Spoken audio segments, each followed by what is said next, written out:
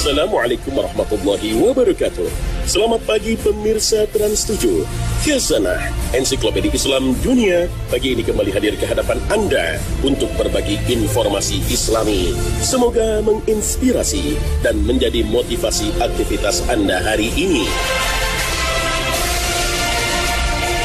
Pemirsa Khazanah, hidup ini adalah takdir yang mesti dijalani. Demikian pula kematian merupakan takdir yang harus diterima dan diikhlaskan. Sangat berat memang rasanya mengikhlaskan kembalinya orang-orang tercinta menghadap Rabb Maha Pencipta. Apalagi mereka adalah orang tua yang telah mengorbankan semua yang mereka miliki demi masa depan kita, anak-anaknya. Namun, dengan bersabar dan mengikhlaskannya tentu sangat meringankan beban musibah ini. Apalagi jika dibarengi dengan berbagai bentuk kebaktian dan kebaikan untuk mereka berdua. Sebab hal ini tidak hanya akan mengurangi beban musibah kita, namun juga bisa menyelamatkan keduanya dari azab kubur dan neraka. Ataupun jika kedua orang tua merupakan orang salih, maka akan meninggikan derajat mereka di alam kubur atau di surga kelak. Lalu apa yang bisa kita lakukan sebagai anaknya untuk meringankan beban azab kubur atau bahkan bisa menghapus azab kubur orang tua?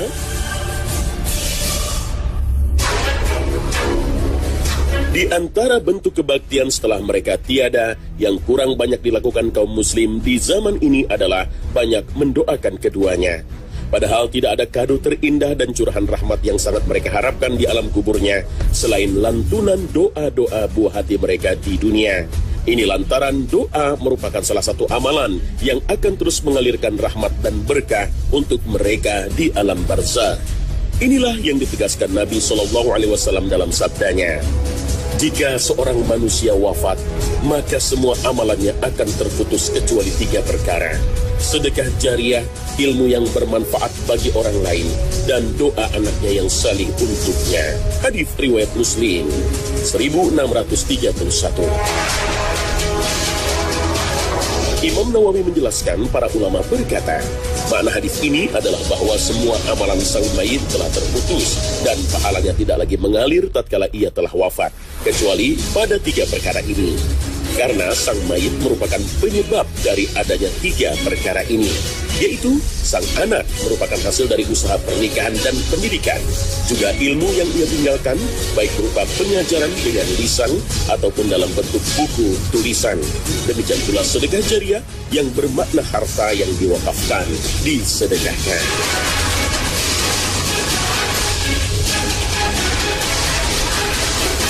Ulama telah sepakat bahwa doa untuk sang mayit, utamanya orang tua, akan sampai pada mereka.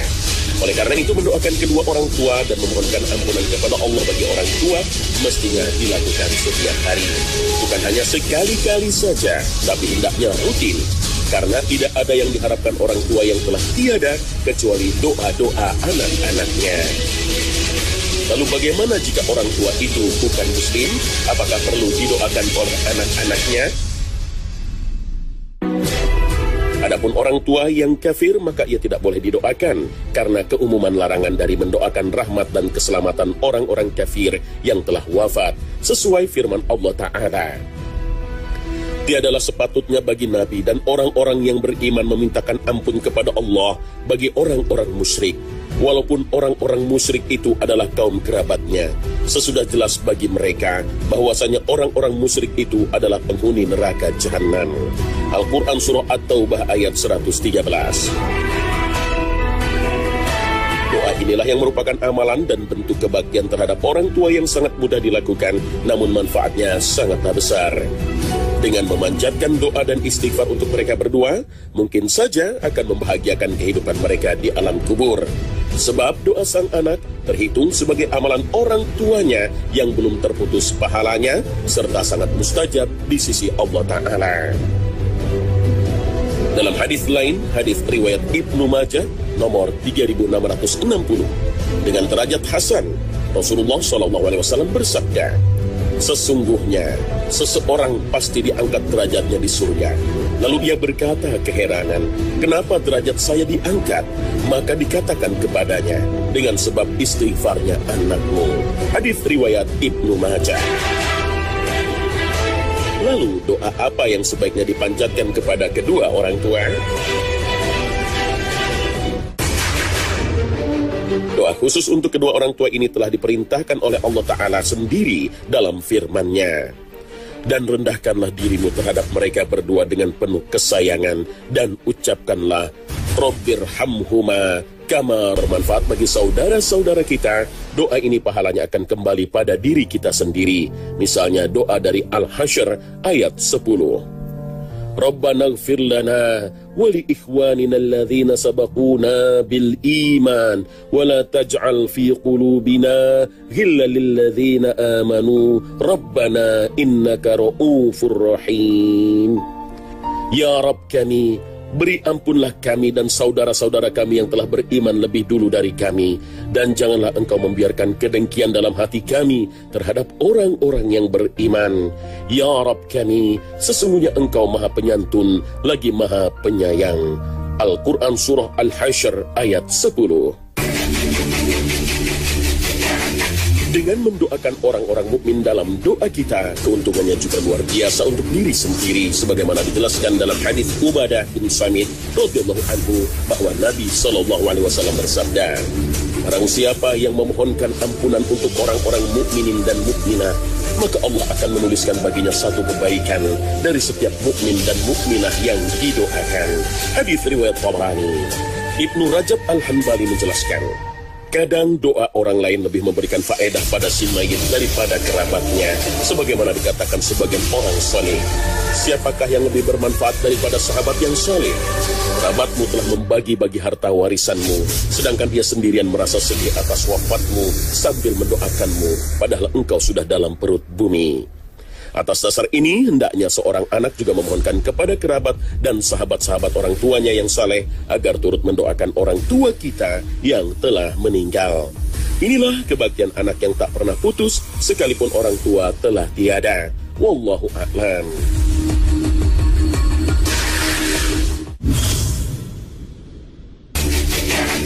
Dengan mendoakan orang-orang mukmin dalam doa kita, keuntungannya juga luar biasa untuk diri sendiri, sebagaimana dijelaskan dalam hadis Ubadah bin Samit radhiyallahu anhu bahwa Nabi SAW bersabda, barang siapa yang memohonkan ampunan untuk orang-orang mukminin dan mukminah, maka Allah akan menuliskan baginya satu kebaikan dari setiap mukmin dan mukminah yang didoakan.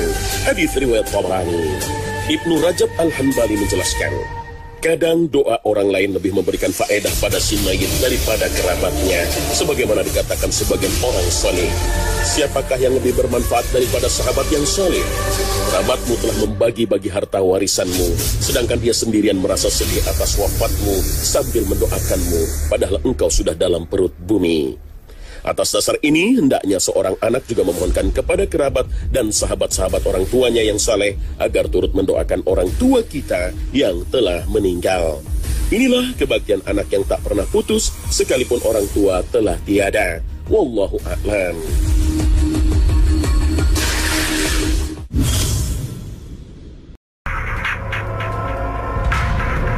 Pemirsa Khazanah, terkadang saat merasa jengkel karena melihat kelakuan anak yang kurang berkenan, orang tua sering berucap, "Anakku, mana baktimu?" Ungkapan seperti ini kadang-kadang membangun pemahaman yang tidak berimbang pada orang tua. Mereka selalu menuntut agar hak agama ini terpenuhi. Bila tidak terpenuhi, selalu anak yang disalahkan. Memang benar, berbakti kepada orang tua adalah kewajiban bagi anak. Durhaka kepada orang tua adalah salah satu dosa besar yang terbesar.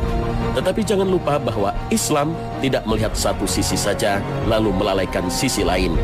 Islam juga mewajibkan bagi orang tua untuk berbuat baik kepada anak-anaknya dan juga tidak durhaka kepada mereka. Artinya, orang tua juga berbakti pada anak. Bakti itu harus dua arah, bakti orang tua pada anak dan bakti anak pada orang tua. Seseorang pernah datang kepada Umar bin Khattab radhiyallahu anhu dan mengadukan anaknya, "Anakku ini benar-benar telah durhaka kepadaku." Umar bertanya pada sang anak, Apakah engkau tidak takut kepada Allah dengan durhaka kepada ayahmu, nak? Karena itu adalah hak orang tua. Sang anak menjawab, wahai Amirul Mukminin, bukankah anak juga punya hak atas orang tuanya? Umar menjawab, benar, haknya adalah memilihkan ibu yang baik, memberi nama yang bagus, dan mengajarkan Al-Quran. Sang anak langsung berkata, Demi Allah, ayahku tidak memilihkan ibu yang baik.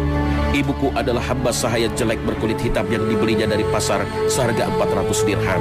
Ia tidak memberi nama yang baik untukku. Ia menamaiku Ju'al, dan dia juga tidak mengajarkan Al-Quran kepadaku kecuali 1 ayat saja. Ju'al adalah sejenis kumbang yang selalu bergumul pada kotoran hewan. Umar menoleh ke sang ayah dan berkata, engkau mengatakan anakmu telah durhaka kepadamu, tetapi engkau telah durhaka kepadanya sebelum ia mendurhakaimu. Enyahlah dari hadapanku. Wallahu a'lam.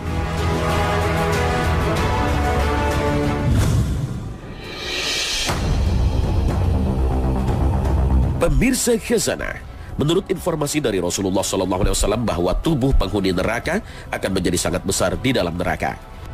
Di antara mereka ada yang datang di hadapan Allah Subhanahu wa Ta'ala dengan kemaksiatan dan dosa-dosa besar yang telah mereka lakukan, dan juga ada yang datang ke hadapan Allah karena kezaliman, kejahatan, durhaka kepada kedua orang tua, dan dosa-dosa besar lainnya. Serta ada pula mereka yang kafir kepada Allah Subhanahu wa Ta'ala dan nabi-nabinya.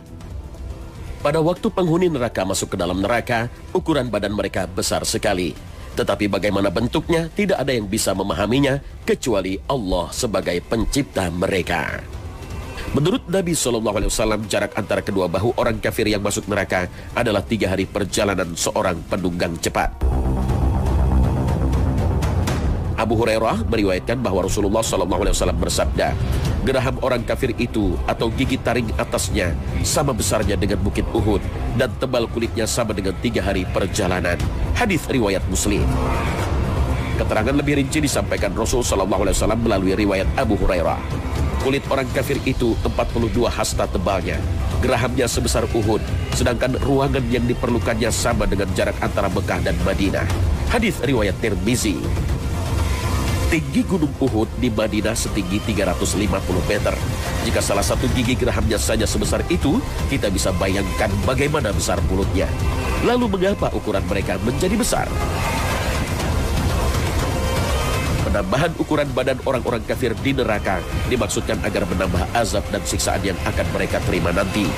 Imam An-Nawawi menjelaskan, semua ini dimaksudkan untuk memperbesar penderitaan, dan semua ini bisa saja dilakukan Allah Subhanahu wa Ta'ala. Wallahu a'lam. Nah pemirsa, sampai di sini akhir perjumpaan kita hari ini. Semoga Allah Subhanahu wa Ta'ala senantiasa memberikan hidayah dan taufiknya kepada kita.